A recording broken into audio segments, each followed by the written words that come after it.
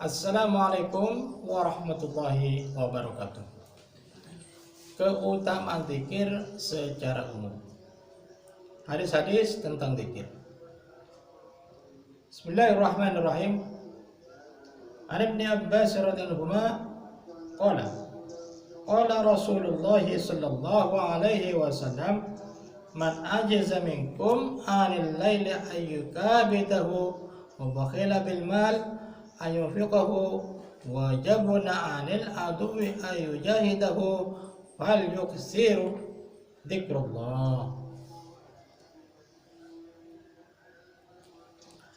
Dari Sayyidina Ibnu Abbas radhiyallahu anhu, baginda Nabi sallallahu alaihi wasallam bersabda, barang siapa di antara kalian lemah beribadah pada malam hari dan tidak bisa menginfakkan hartanya sedekah sunnah karena kikir dan tidak bisa berjihad karena takut, maka perbanyaklah zikrullah. Hadis riwayat Tabrani, Baihaqi, Al-Bazar dari kitab At-Targhib. Faedah: dengan memperbanyak zikir, kelemahan-kelemahan dalam ibadah sunnah akan tertutupi.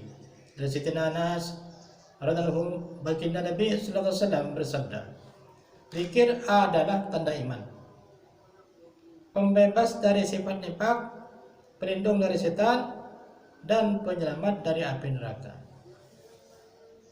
Karena manfaat-manfaat di atas ditetapkan bahwa zikir lebih utama daripada ibadah, terutama dapat melaporkan dari penguasaan setan. Disebutkan dalam hadis bahwa setan selalu menguasai hati manusia. Jika ibadah zikir kepada Allah SWT, maka setan akan mundur ke belakang dalam keadaan lemah dan hina. Jika seseorang lalai, maka setan akan memasukkan bisikan-bisikan buruk ke dalam dirinya.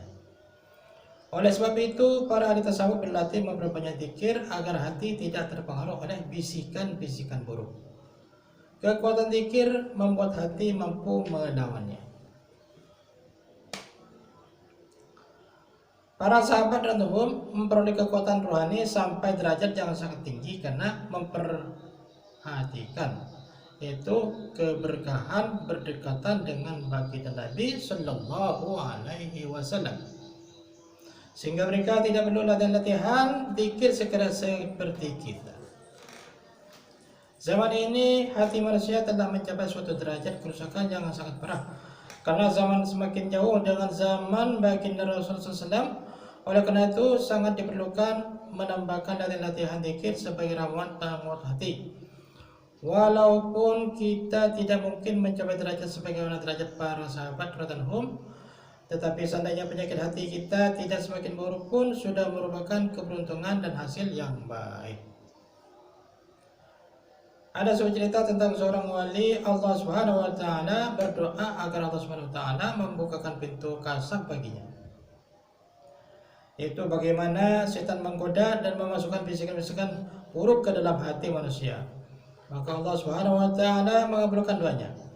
Ia dapat melihat setan itu berbentuk seperti nyamuk duduk di belakang pundak seseorang,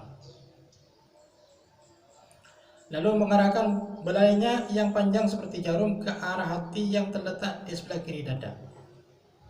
Jika ia berzikir kepada Allah Subhanahu wa taala, belalai itu akan segera ditarik ke belakang. Jika ia lalai melalui belalai tersebut, setan akan menyuntikkan bisikan-bisikan buruk dan racun dosa ke dalam hatinya.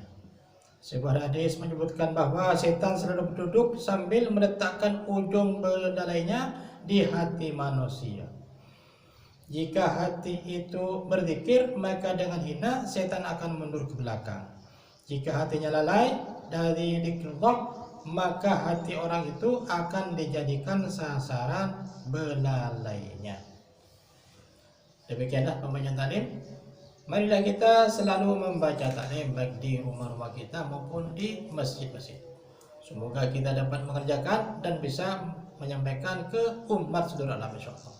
Subhanallah wa bihamdihi, subhanakallahumma wa bihamdika, asyhadu an la ilaha illa anta, astaghfiruka wa atubu ilaik. Assalamualaikum warahmatullahi wabarakatuh.